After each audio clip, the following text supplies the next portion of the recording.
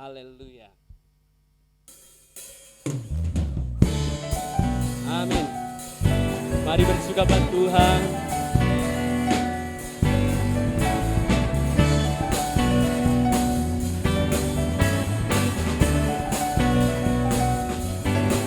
Terima sukacita surga, itulah kekuatan bagi jiwa. Ku dapat rasakan kasih-Nya di tengah badai yang bergelora. Terima sukacita surga, itulah kekuatan bagi jiwa.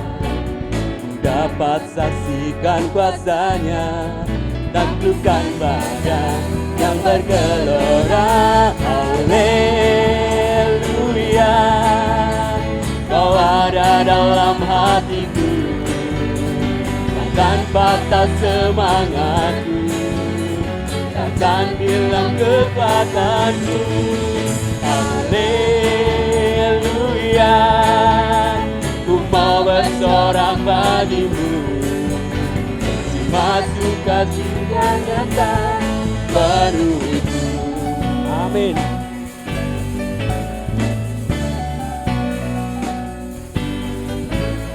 Terima sukacita surga, itulah kekuatan bagi jiwa. Haleluya. Ku dapat rasakan kasih-Nya di tengah badai yang bergelora.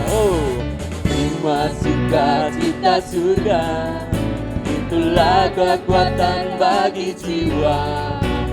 Ku dapat saksikan kuasa-Nya, taklukkan badai yang bergelora. Haleluya, Kau ada dalam hatiku, takkan patah semangatku, takkan hilang kekuatanmu. Haleluya, haleluya, ku mau bersorak bagimu, sukacita surga nyata penuhi. Haleluya, haleluya,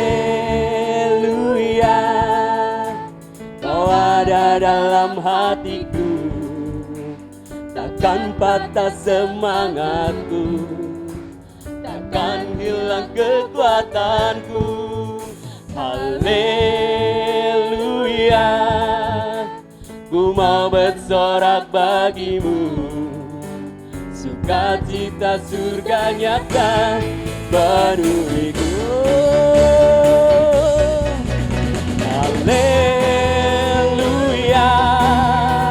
Kau ada dalam hatiku, takkan patah semangatku, takkan hilang kekuatanku.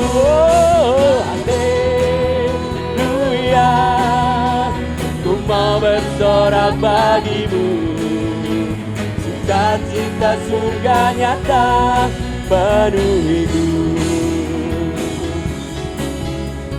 Sukacita surga nyata penuhiku,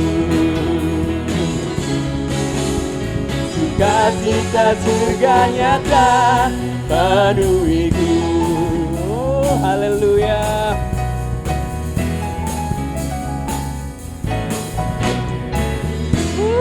Berikan kemuliaan buat Tuhan Yesus. Haleluya. Silakan duduk Bapak Ibu Saudara. Kita tetap siapkan hati dan jiwa kita untuk firman Tuhan. Kita tahu kondisi hari ini sungguh luar biasa ya. Tapi satu hal di dalam Kristus, kita nggak usah takut. Karena janji Tuhan iya dan amin. Tetap terus berdoa, terus percaya bahwa kasih Tuhan ada di dalam kita. Kita mau angkat pujian buat Tuhan. Terima kasih Tuhan.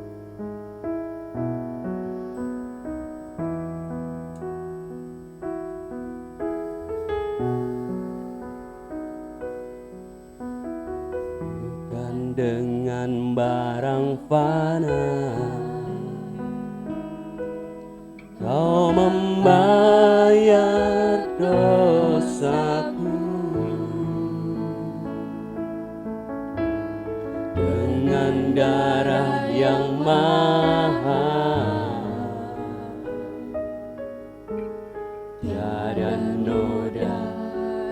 celah,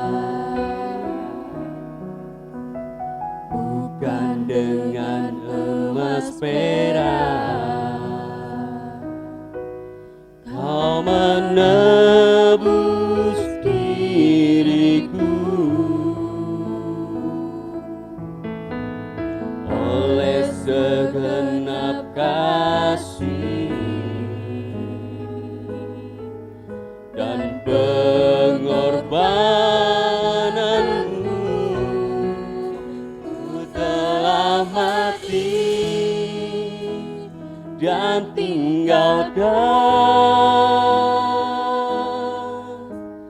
cara hidupku yang lama.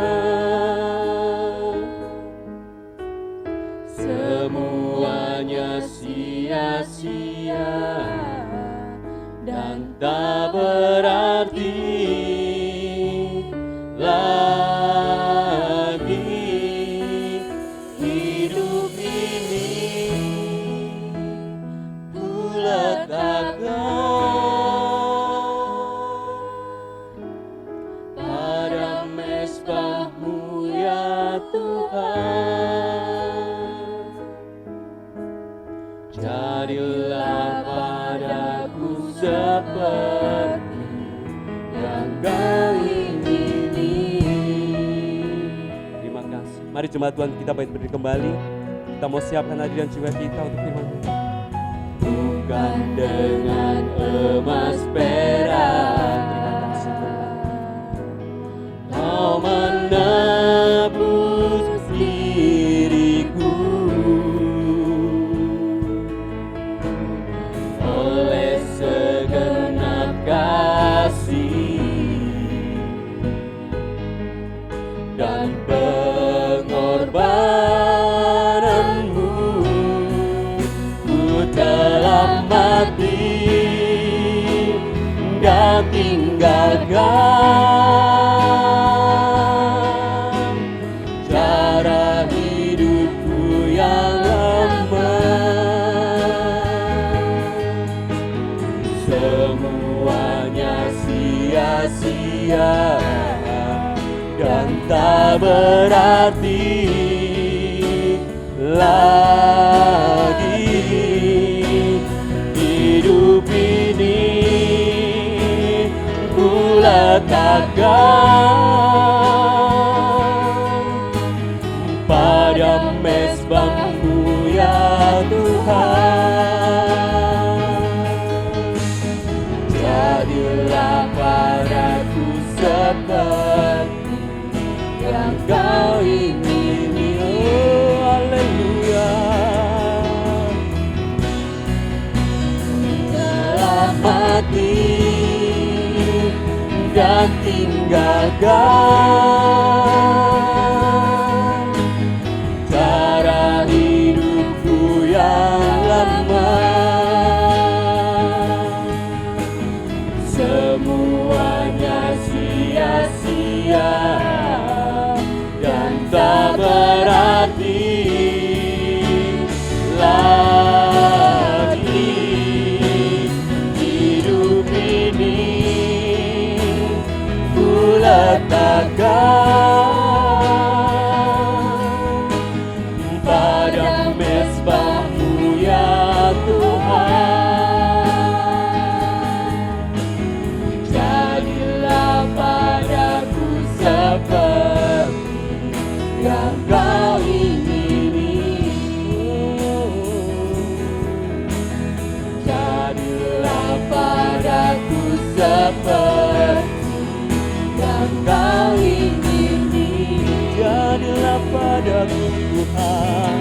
Jadilah padaku seperti yang Kau ingini.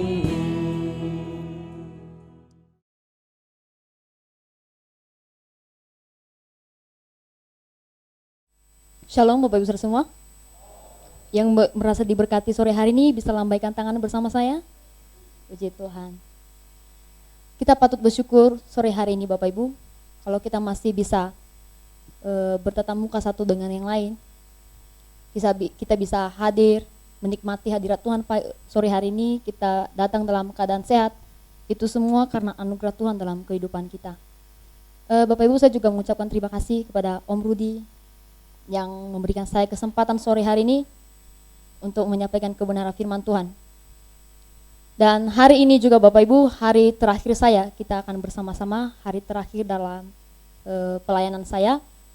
Saya mengucapkan terima kasih buat Bapak Gembala kita, Ibu Gembala, Ibu Sivera, dan seluruh keluarga besar GBT Kristus Anugerah yang telah menerima saya untuk melaksanakan PPL selama 1 tahun 6 bulan. Saya juga berterima kasih buat kepercayaan, kesempatan yang diberikan kepada saya selama saya PPL, baik pelayanan di GBT, Gereja Pusat, Gereja Cabang, Menganti, Pekodokan, dan Kampung Laut. Dan kalau saya bisa menyelesaikan masa PPL saya, Bapak Ibu, itu bukan karena kekuatan saya, itu bukan karena kehebatan saya, tapi itu karena Tuhan kita yang sangat luar biasa. Dan saya juga secara pribadi minta maaf jika selama pelayanan saya ada perkataan, ada sikap karakter saya tidak berkenaan kepada Bapak Ibu, mohon dimaafkan. Mungkin itu saja yang saya bisa sampaikan sore hari ini. Mari kita membuka Alkitab kita. Kita akan sama-sama belajar kebenaran firman Tuhan sore hari ini dalam Injil Roma 12 ayat 3 sampai 8.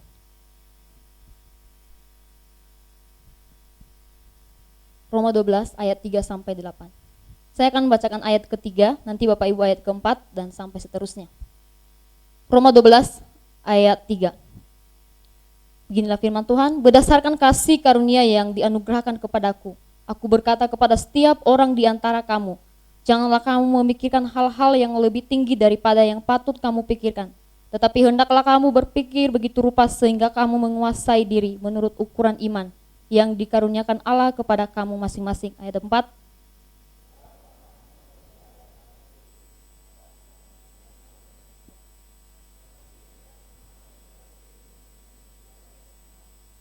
Ayat yang kelima, demikian juga kita walaupun banyak adalah satu tubuh di dalam Kristus, tetapi kita masing-masing adalah anggota yang seorang terhadap yang lain.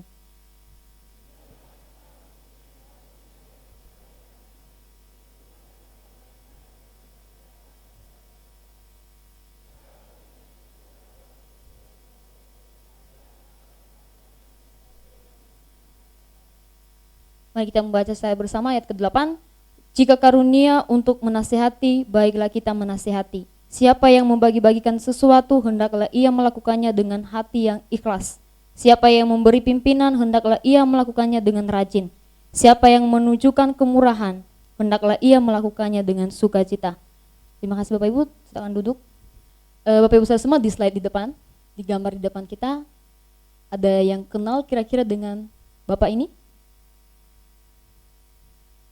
Tidak ada, puji Tuhan kalau nggak ada. Bapak Ibu, Bapak yang ada di depan layar ini, dia bernama Andre Stocklin. Dia adalah seorang pemimpin gereja Inland Hills, California. Dia juga seorang ayah dari 3 putranya. Dan dia dikenal semua orang, dia baik, dia peduli. Dan namun ia mengalami kesulitan di dalam penggembalaannya. Dan di sisi lain juga masalah rumah tangga dan kekacauan dalam organisasi gereja, dan masih banyak masalah-masalah yang datang silih berganti. Dia merasa gagal, dia kecewa, dia putus asa. Sehingga Bapak Pendeta ini mengalami depresi dan gangguan mental. Dan akhirnya tanpa sepengetahuan keluarganya, Bapak Pendeta ini mengakhiri hidupnya. Pada hari Sabtu, tanggal 25 Agustus 2018 lalu. Ini realita Bapak Ibu, ini bukan opini atau hoax ya. Jadi Bapak Ibu nanti bisa mencarinya sendiri.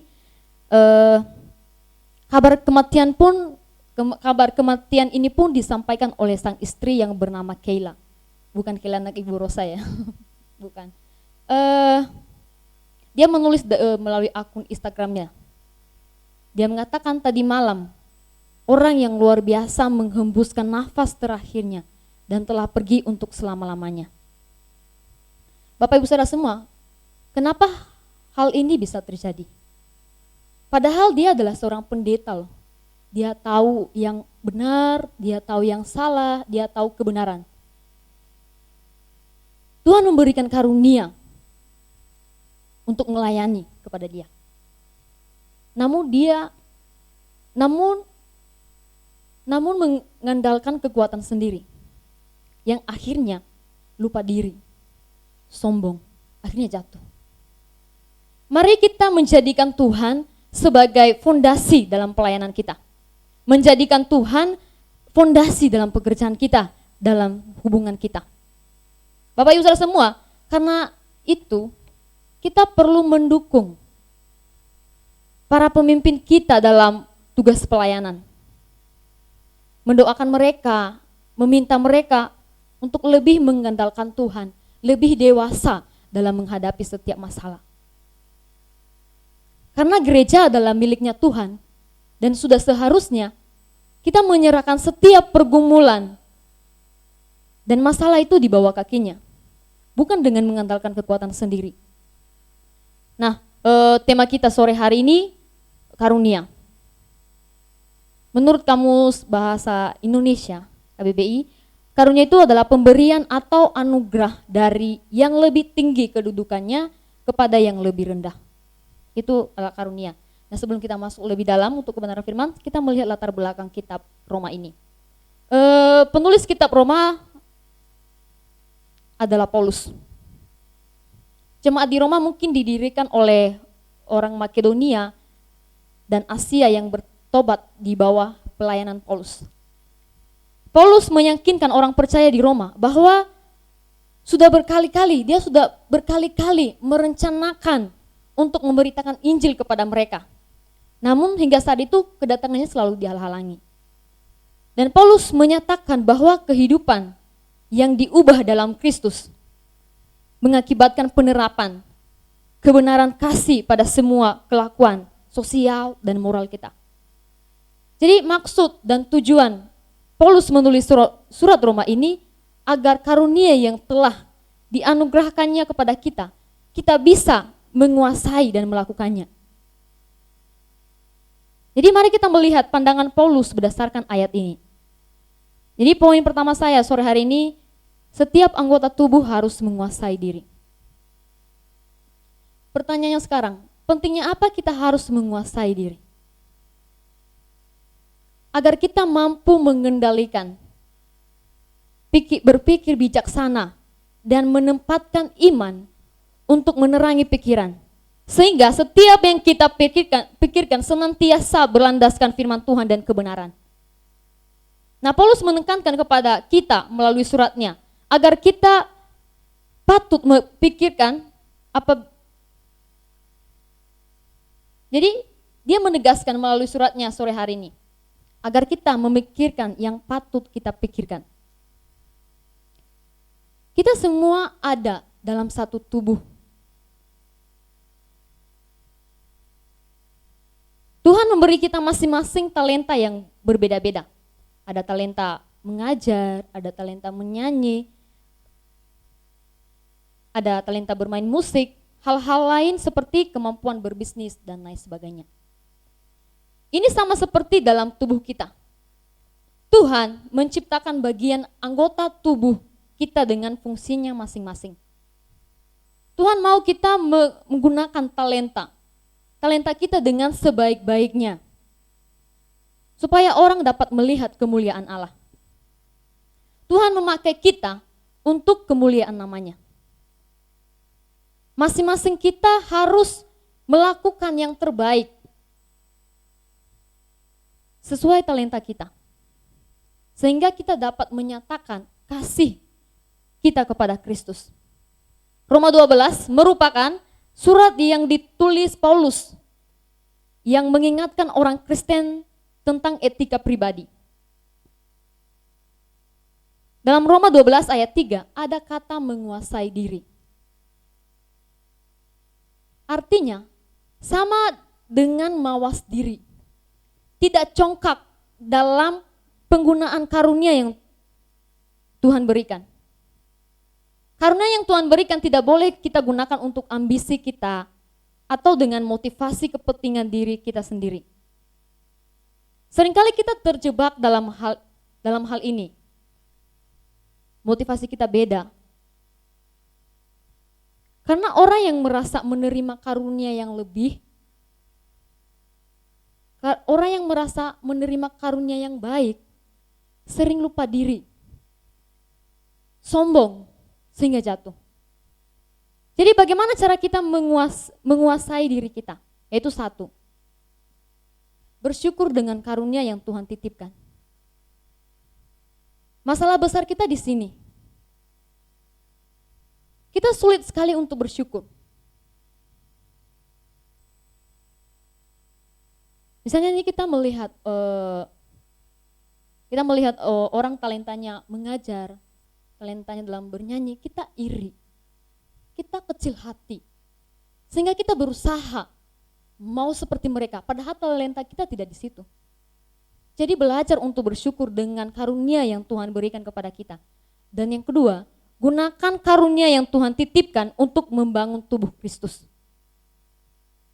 Jangan ada tubuh Kristus yang maju sendiri, berkembang sendiri, dan yang lainnya tidak.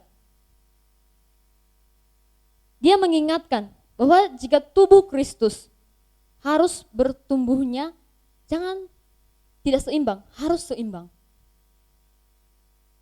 Dan yang ketiga, jangan jadikan karunia itu menjadi suatu kesombongan atau dengan motivasi kepentingan diri sendiri. Justru dengan perbedaan itulah maka kita saling melengkapi. Tuhan mau kita menggunakan talenta kita dengan sebaik-baiknya. Supaya orang lain dapat melihat kemuliaan Allah. Itulah gunanya karunia yang Tuhan berikan. Dalam Roma 12 ayat 3b, itu jika kita bisa menguasai diri, pasti kita bisa bersyukur. Pastinya tidak ada sikap iri hati. Pastinya tidak ada kita merasa kecil hati dengan karunia yang dimiliki oleh orang lain. Bapak Ibu Saudara semua, Otris adalah seorang mahasiswi kebidanan di Medan. Dan dia sangat ahli dalam bidangnya itu. Dia adalah gadis cantik, dia tinggi, putih, dan memiliki struktur tubuh yang bagus ya. Pada suatu hari di sebuah desa yang ia tinggal ada perlombaan menyanyi. Setiap peserta wajib mendaftar melalui gereja masing-masing. Nah, perlombaan diadakan di sebuah gedung yang besar. Dan gedung itu dipenuhi dengan beribu-ribu penonton. Dan semua kursi itu terisi. Akhirnya perlombaan yang ditunggu-tunggu mulai juga. Peserta pertama berhasil mencarikan suasana. Suaranya bagus, merdu, sehingga dia berhasil memikat hati para penonton dan juri. Lalu peserta kedua masih membawa suasana yang sama. Suaranya bagus. Akhirnya tibalah giliran Otris ini. Pas namanya disebut, semua mata tertuju padanya. Soalnya dia cantik. Dia fashionnya yang wow, fisiknya yang wow, cantiknya yang wow, semuanya wow. Nah, pas dia berjalan menuju panggung dan dia mulai bernyanyi. Dan apa yang terjadi Bapak Ibu? Semua penonton itu tutup telinga dan sambil teriak turun dan sambil diketawain lalu dilemparin botol. Bapak Ibu saudara semua, saya satu kelas sama dia. Kami itu satu kelas. Pernah itu saya habis dimarah-marahin tuh sama mama saya di rumah. Terus hati saya kan lagi panas banget ya. Nah tiba-tiba dia nyanyi dengan kekuatan dalamnya.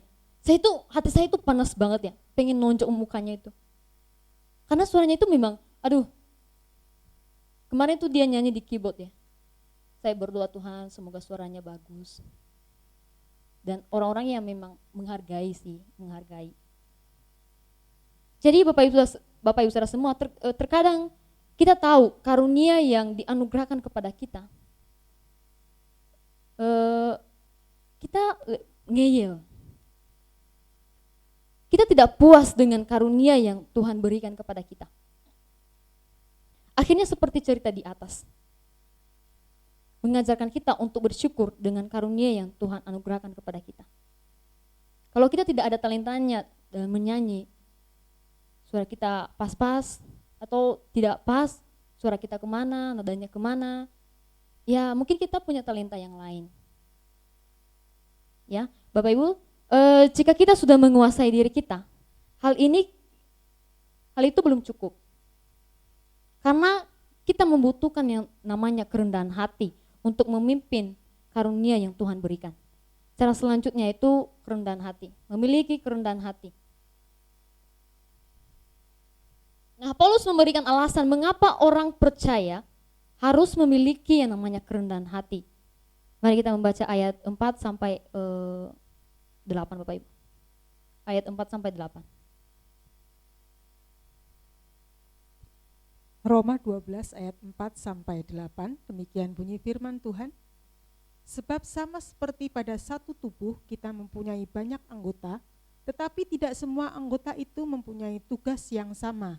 Demikian juga kita, walaupun banyak adalah satu tubuh di dalam Kristus, tetapi kita masing-masing adalah anggota yang seorang terhadap yang lain. Demikianlah kita mempunyai karunia yang berlain-lainan menurut kasih karunia yang dianugerahkan kepada kita. Jika karunia itu adalah untuk bernubuat, baiklah kita melakukannya sesuai dengan iman kita. Jika karunia untuk melayani, baiklah kita melayani. Jika karunia untuk mengajar, baiklah kita mengajar. Jika karunia untuk menasihati, baiklah kita menasihati. Siapa yang membagi-bagikan sesuatu, hendaklah ia melakukannya dengan hati yang ikhlas. Siapa yang memberi pimpinan, hendaklah ia melakukannya dengan rajin. Siapa yang menunjukkan kemurahan, hendaklah ia melakukannya dengan sukacita. Amin. Alasan mengapa orang percaya harus memiliki namanya kerendahan hati. Satu, karena kita adalah satu tubuh di dalam Kristus. Satu tubuh berarti satu pemilik, satu tujuan, yaitu mempermuliakan Tuhan. Kristus adalah kepalanya, dan kita adalah anggotanya. Dan yang kedua, kita mempunyai tugas yang berbeda antara yang satu dengan yang lain. Kita semua punya tugas berbeda, tapi satu tujuan, yaitu untuk mempermuliakan Tuhan. Misalnya ada yang WL, ada yang singer, ada jemaat, ada pendetanya, tapi tidak ada pemain musik sama sekali. Tidak lengkap. Ibadah akan tetap berjalan seperti biasa, tapi kayak ada yang kurang.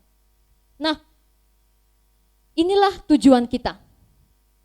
Melengkapi tubuh Kristus itu.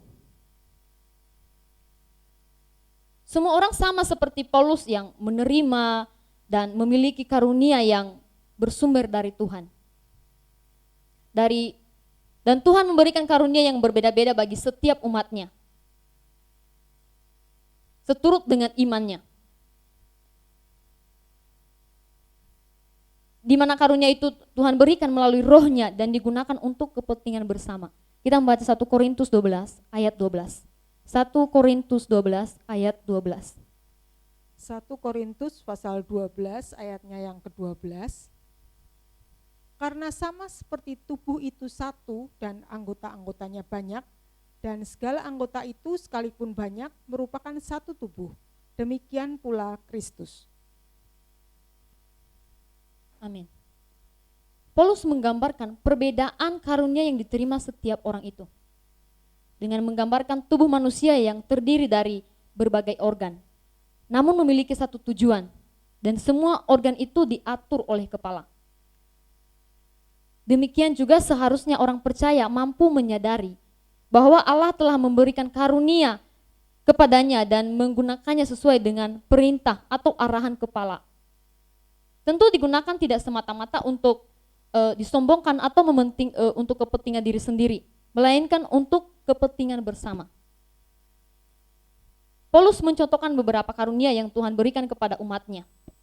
Dia mengatakan jika karunianya bernubuat, umumnya seorang nabi yang Tuhan panggil menjadi penyambung lidahnya, hendaklah ia bernubuat sesuai dengan iman dan petunjuk dari Tuhan. Jika karunia-Nya melayani, melayanilah dengan ketulusan dan bertanggung jawab. Orang yang memiliki karunia untuk menasehati, mengajar, hendaklah ia mengajar dan menyampaikan nasihat seturut dengan tingkah lakunya sendiri dan mengajarkan apa yang telah dilakukannya. Tidak hanya memberikan konsep atau untaian kata-kata yang indah, bukan. Nah, orang yang ingin memberi harus memberi dengan hati yang tulus dan bukan dengan paksaan atau supaya mendapat pujian. Orang percaya mampu membantu di dalam kasih karena itulah tanggung jawabnya. Memberi pimpinan berarti menuntun dan membimbing orang lain untuk datang kepada Tuhan, berjalan di jalannya Tuhan. Jadi hendaklah kita melakukannya dengan kerendahan hati. Sebab karunia yang kita miliki hanyalah pemberian Tuhan. Paulus berharap setiap karunia itu hendaklah dihidupi dengan sukacita. Nah, di sebelah desa Bapak Ibu ada satu keluarga yang sangat sederhana sekali. Dalam keluarga itu ada 3 orang pemuda. Pemuda pertama dari SD sampai SMA, dia selalu jual secara umum. Dan abang keduanya juga sama seperti abang pertamanya. Nah, pemuda pertama tadi dia berhasil. Dia masuk sebuah perusahaan dan kedudukannya lumayan tinggi Bapak Ibu. Dan pemuda kedua tadi itu menjadi seorang arsitek. Pemuda ketiga, dia tidak seperti abang pertamanya dan abang keduanya. Dari SD sampai SMA nilainya selalu pas KKM atau kadang di bawah KKM. Sebulan sebelum UN, dia selalu berdoa, dia berpuasa, karena dia ingin masuk sebuah universitas. Pas hari hanya ujian berlangsung dengan seperti biasanya, tanpa ada masalah. Dan pemuda ketiga ini tidak pernah memulai mengisi lembaran jawabannya jikalau tidak mengawali dengan doa. Singkat cerita, namun pada hari H pengumuman, pemuda ketiga ini dengan semangat sekali. Dia datang lebih awal dari teman-temannya. Singkat cerita, ternyata pemuda ketiga ini ketika melihat nilainya, dia sangat terkejut Bapak Ibu. Dia menangis. Karena saat itu sekarang kalau ujian murni ya. Kalau dulu ada sembakonya. Kalau sekarang 1,1 lulus. Kalau dulu kan nggak bisa, harus 7 sampai ke atas. Kalau sekarang itu murni sekali sekarang. Lalu apa keinginannya untuk masuk di universitas ternyata tidak tersampai Bapak Ibu. Dia menangis, dia pulang ke rumah lalu dia masuk kamar, dia menangis. Dia putus asa, dengan suara nyaring dia berkata kepada Tuhan, Tuhan, kenapa keinginan saya tidak terkabul? Tuhan, kenapa saya seperti ini? Tidak seperti abang pertama saya dan abang kedua saya. Memang nilainya sangat jelek banget. Itu kayaknya 1, berapa ya nilainya. Mendaftar di perguruan tinggi itu masuk universitas bagus itu memang sangat sulit sekali. Lalu ia memutuskan untuk dia sempat menganggur beberapa 3 tahun, dia menganggur 3 tahun. Lalu akhirnya dia memutuskan untuk masuk sekolah Alkitab. Pemuda pertama tidak setuju, pemuda kedua tidak setuju. Adik mereka masuk sekolah Alkitab. Mereka mengatakan kepada adik terakhir mereka, kamu ngapain masuk sekolah Alkitab? Kamu ngapain jadi pendeta? Kamu mau miskin, nanti kamu makan apa kalau jadi pendeta? Itu perkataan kakak pertama dan kakak keduanya. Dan saya juga pernah mendengar hal ini Bapak Ibu, langsung saya mendengar. Saat itu ada seorang mahasiswa, dia sudah sarjana teologi, dan dia PKL di gereja saya. Dan saat itu dia naksir sama seorang anak jemaat di situ. Dan papa anak perempuan ini ya bukan orang yang biasa-biasa aja sih. Lalu dia mengatakan kepada anaknya, kamu mau menikah sama pendeta? Kamu mau ngapain? Nanti kamu mau miskin. Gitulah kata-katanya. Kalau saat itu saya mendengar, saya mau ngomong sama dia.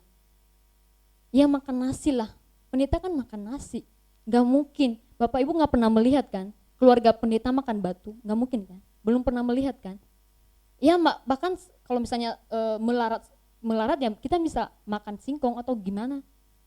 Kita memang manusia suka mengukur orang lain, padahal kita adalah manusia. Kita bukan Tuhan. Saya juga heran dengan orang-orang itu.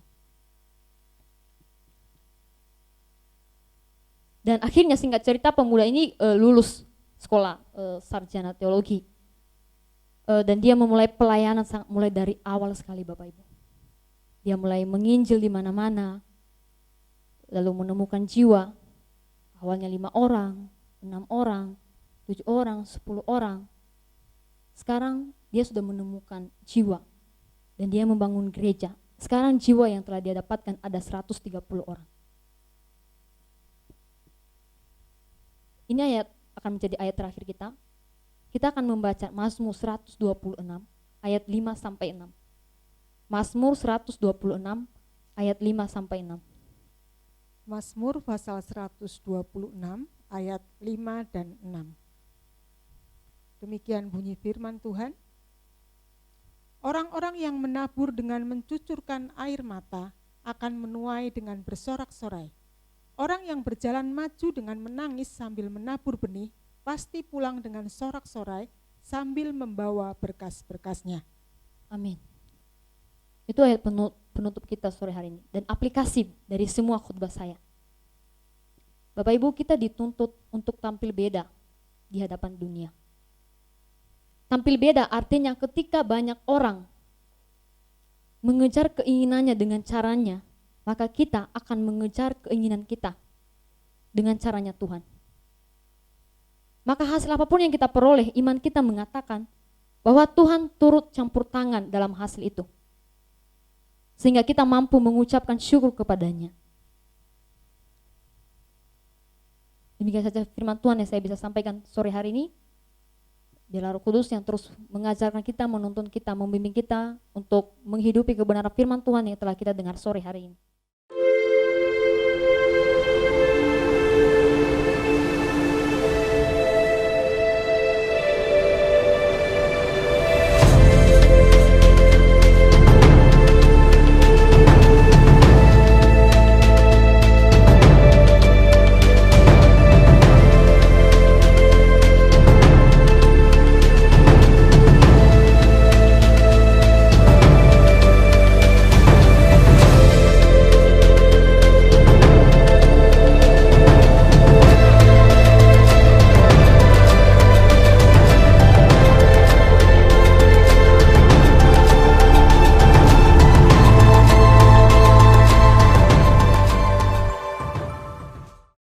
Hati kami sungguh melimpah dengan ucapan syukur Tuhan.